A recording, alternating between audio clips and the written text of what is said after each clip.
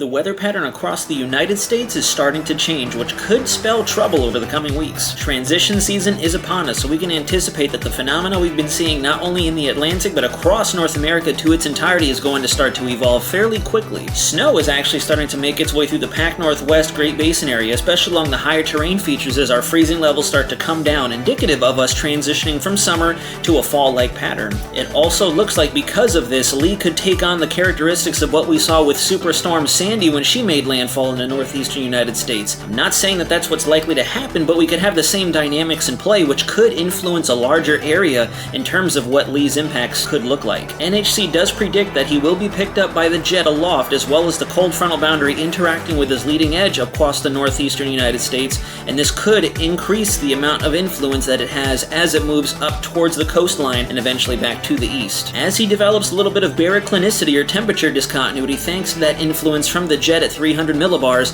this could create some pretty wild weather for everybody in close proximity to this cyclone. Join me today as we talk about all the dynamics and variables in play with not only Hurricane Lee, but the rest of the tropics, as well as what's brewing up over the western United States and could start to push off to the east, impacting a lot more of us than we initially think.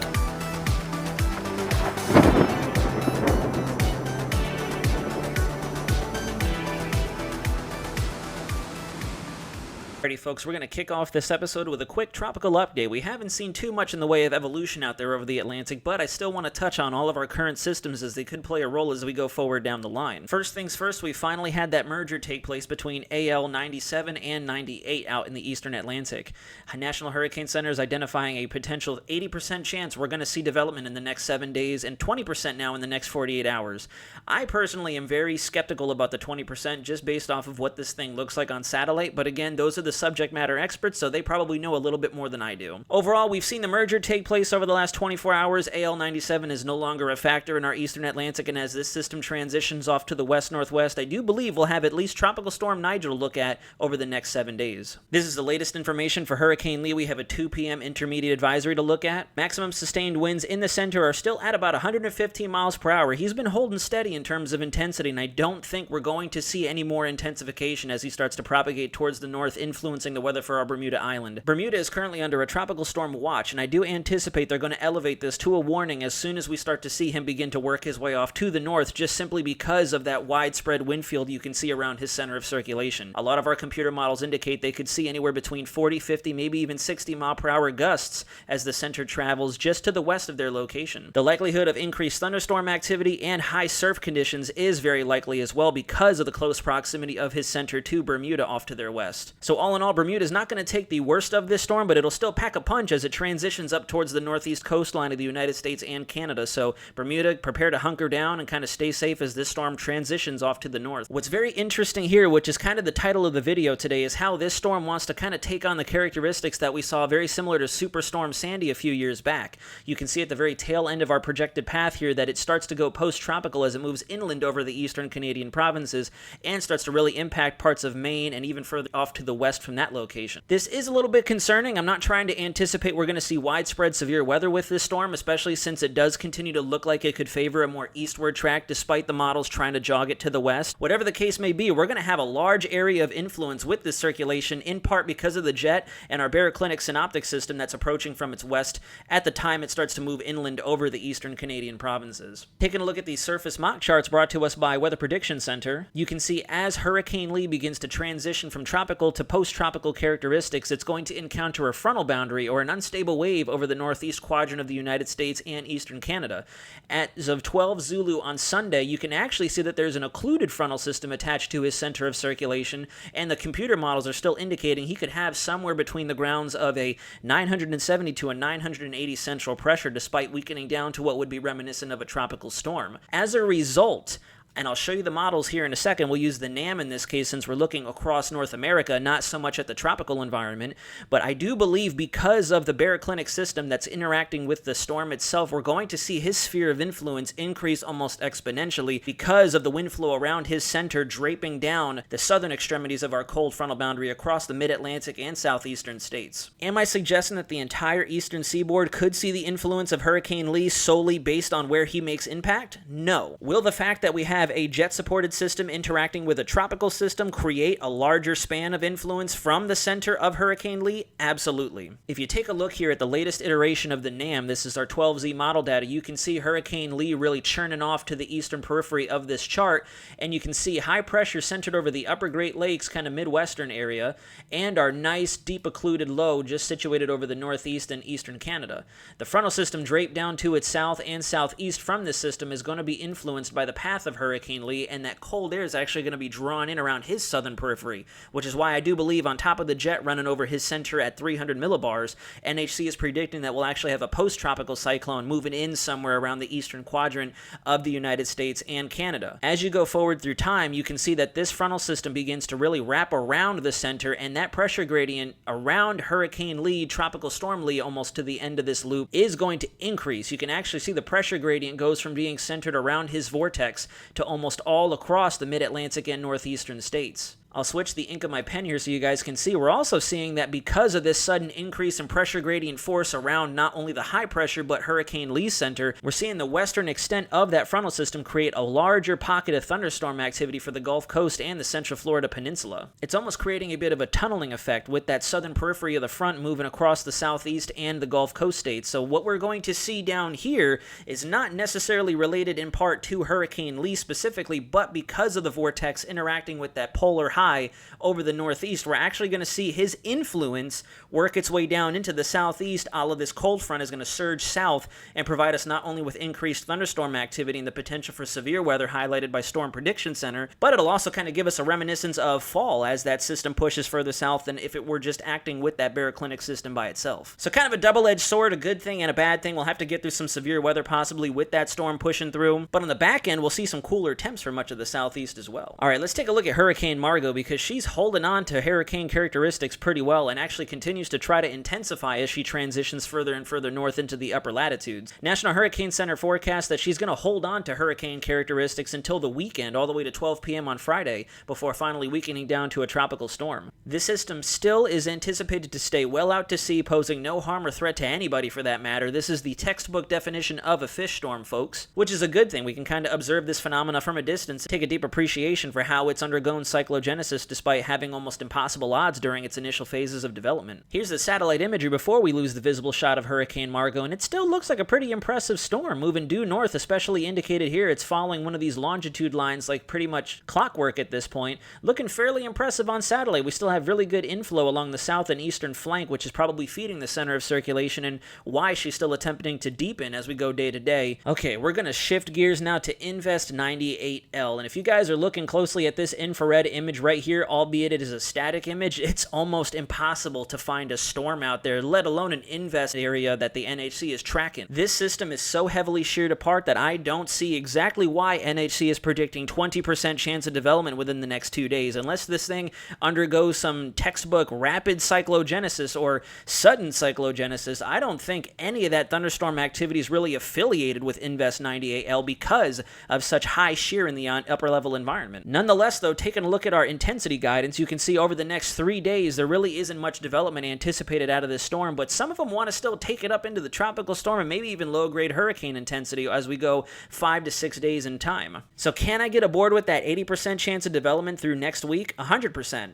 I give it the all clear, and that's a green light from me. Do I see 20% in the next 48 hours? I see zilch, personally, but that's just me. NHC is the subject matter expert, after all. This is precisely why I want to say that there is no chance of this storm getting its act together over the next 2 days, because looking at satellite, you can see that there is a tremendous amount of upper-level shear as you watch all that higher-level cloud cover on the vis shot surging off to the south and west. There's a pretty potent area of upper-level shear across much of the eastern MDR that's really going to inhibit any development from anything, let alone Invest 98L. Looking at this visible shot, it's almost apparent that it doesn't have much cyclonic curvature to it. You can see a little bit of an angulation here in the cloud cover down closer to the surface, but there really is no return flow along its western or southern flank. We don't have any indications of a low-pressure system trying to form, let alone any kind of organized thunderstorm activity. I do believe what we're seeing is influence from fair weather Q kind of just developing with max heating of the day out there over the Atlantic waters. Really, none of this thunderstorm activity is associated with 98L, so he's going to have a hard time time over the next few days actually organizing, so it's kind of up in the air if we're really going to get Nigel over the next couple of days. But again, we have an 80% chance over the next 7 days, and I do think as we get towards the end of that 7-day window, we will start to see some cyclogenesis take place. Last but not least, before we make another transition during this Weather Center segment, we're going to take a look at the weathernerds.org ensemble models. Unfortunately, it looks like Hurricane Margot is still kind of out to lunch in terms of what the ensemble members think this storm is going to do. We're kind of taking on an anticyclonic spinach here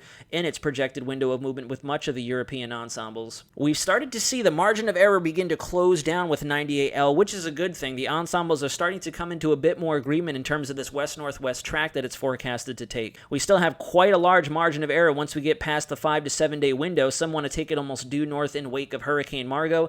Others want to kind of suck it into the wake of Hurricane Lee as he transitions off to the north and northeast, affecting the northeastern coastline of the U.S. Canada. There are still a couple of members both on the GFS, which I'll show you here momentarily, and the Euro that want to track it much closer to the Bahamas and the Caribbean islands. Until we start to see this trend move further north, I want to highlight that area just because we're going to keep an eye out in case we do start to see some more western shifts in the ensemble agreement and some of our deterministic tracks. But in the interim, folks, very low threat chance for the Caribbean seeing any kind of influence from this, especially since it's not anticipated to develop until about that 5-day mark, at least according to the Euro. I'll show you the GFS ensembles, and as of the latest GFS information, it looks like we also have a lot more agreement that we'll see a generally west-northwest track until it can get more influenced by Hurricane Lee. The GFS thinks that Hurricane Lee is going to provide a little bit more influence to the mid and upper level synoptic pattern to drive this system closer to where its current projected window of movement is, kind of opening up a channel, if you will, in that high pressure over the central Atlantic and the baroclinic systems that are interacting with Lee across much of the eastern U.S. Again, I'll echo the same sentiments that I mentioned with the Euro ensembles. We still have a few members that want to track it more to the west and kind of favor a bit more of a Caribbean skirting effect, if you will, so it's not out of the realm of possibility we'll see some more members come into agreement of a westward shift. It all really is going to depend on what happens behind Lee as he advects to the north, and that high pressure could either reorient itself in his wake, move a little further to the west, or if it kind of stays situated over top of Margot, which is why we're seeing the ensemble members do that clockwise fashion with her projected path. So still up in the air, we're seeing a little bit of concentration in our ensembles, but since we still have at least 1,000 miles worth of west to east action going on with a lot of the members, it's too early to say if it's going to be a fish storm or pose some kind of influence for Bermuda or the Caribbean islands at this time. Alrighty, everybody, we're coming back to the 12Z NAM real quick because I want to show you exactly why I do believe transition season is starting to finally take its hold over North America and especially the upper tier states of the U.S. As you go through time, if you look up over the Pac Northwest Great Basin area of Washington, Oregon, Idaho, parts of Montana, and Wyoming, and into Colorado, we're finally getting what looks like our first front range or Rocky Mountain cold plunge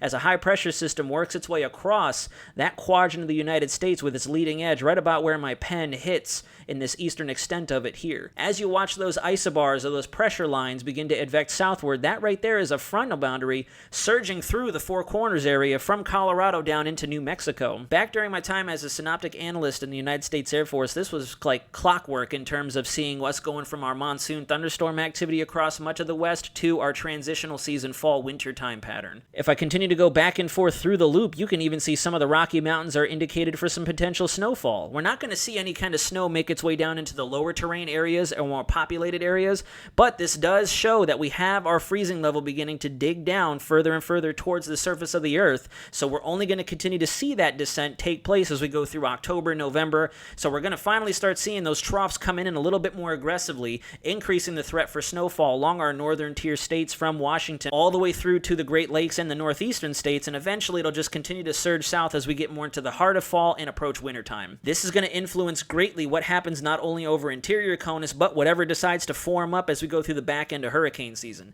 So lots of moving pieces to watch out for, lots of interesting things taking place, and to include what decided to show itself over Central Florida last night. I made a video about this not but a few days ago, and we're already starting to see a semblance of severe weather take place over the southeast. This was primarily concentrated over interior parts of the Florida peninsula, but take a look at all this severe nocturnal convection we had to deal with yesterday. yesterday. We had isolated instances of 50-60 mile an hour winds, some reports of hail in the central Florida area, as well as some tornadic activity in the form of very localized mesocyclones forming in some of these heavily sheared thunderstorms. This is more or less in part to our sea breeze interacting with our frontal boundary that's kind of stationary across the southeast, both of them interacting to include daytime heating, kind of influencing the weather for Florida. So still kind of reminiscent of the summertime pattern, but I do anticipate this is likely to continue as we start to see more synoptic features come south with that El Nino pattern we discussed 2 or so episodes ago. For those of you watching in the central Florida area, we do have another overnight threat for some nocturnal convection with some high convective winds, albeit a very small area across parts of central Florida, particularly in the Polk Osceola County area indicated by the latest SPC model guidance. And it looks like as of 12Z today, we could see a little bit of a greater chance for some tornadic activity once again right across that Polk Osceola line and even further north to south, depending on how much thunderstorm coverage we get during the day today. So it goes without saying the tropics are active, the United States is starting to transition from summer to fall, and we have some pretty wild weather going on in our neck of the woods here in the state of Florida. With that being said, guys, we've covered pretty much all of our bases for this latest episode of Weather Center Nazario. Let's go ahead and start closing out. Thank you so much for joining me on this lovely Tuesday afternoon to talk weather with Weather Center Nazario. As we close out this episode, I want to remind you guys that the weather pattern is going to continue to evolve as we go over the coming weeks. We're going to have to shift gears from focusing on nothing but the tropics and starting to look at the big picture AOR from across North America into the tropical Atlantic, at least until we can get over the hump of peak hurricane season. Nigel and possibly Ophelia are looming on the horizon. It looks like development will take place over the next couple days, at least in terms of our storm Nigel, and then it looks like back behind Nigel we could see, after the next week or so pass, Ophelia start to take shape towards the end of September. All in all, guys, what this means is Weather Center is going to be working overtime, as I've already iterated over the last couple of segments I've produced for everybody, in terms of trying to get ahead of what the tropics are going to do for us and what this transition season has in store for us for everybody in the interior parts of the United States. Please make sure you hit that like button, turn your notifications on so you don't miss a future update as we talk all things weather across the Northern Hemisphere pretty much. But until then, guys, this is Weather Center Nazario, signing out.